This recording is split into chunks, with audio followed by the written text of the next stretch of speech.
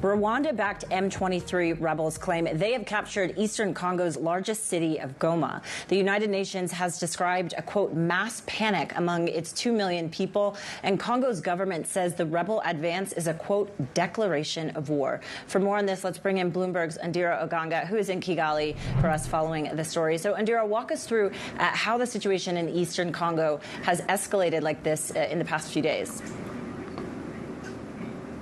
Hi, Jen. This fighting has really taken a different turn in the last couple of days. Let's take a look at the last 24 hours, for example. On the 26th of January, Bloomberg reported that the M23 rebels were just 9 kilometers north of Goma.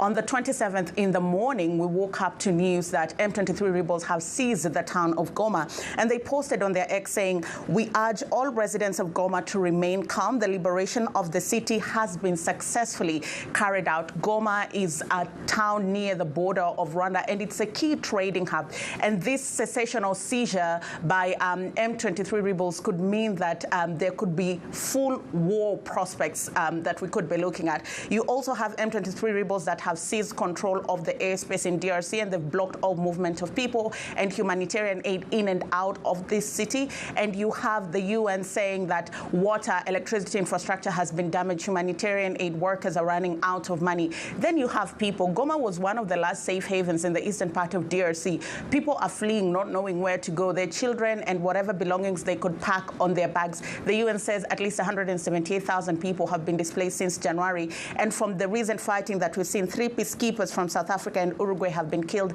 and 11 have been wounded.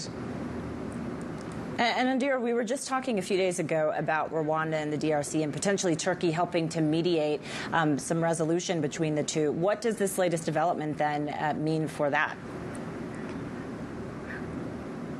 Tension is fast rising between the two countries. You have the government of DRC that accused Rwandan troops of crossing the border, terming it as a declaration of war. You also have Congo, the US, and the UN accusing Rwanda of backing M23 rebels, not only with weapons, but also boots on the ground. The UN also says that Rwanda has been using GPS jamming and spoofing equipment that is blocking relief efforts. And because M23 have now seized Goma, they control the world's largest deposit of tantalum ore that is used in portable electronics, and these minerals are being shipped to Rwanda and then loaded into the global ecosystem, according to DRC, and they're asking an embargo to be placed from gold and coltan that is coming from Rwanda. On the other hand, Rwanda is responding. The ambassador to Rwanda, or rather the ambassador to UN from Rwanda, says Congo's inability to govern itself and control active armed groups is the root cause of problems in that country. The Ministry of Foreign Affairs also in Rwanda has released a statement criticizing the lack of context in the statements that are being put out there. They're saying they're misguided and manipulative. Rwanda is being scapegoated, but all in all, Rwanda remains to a peaceful process and finding peace in DRC.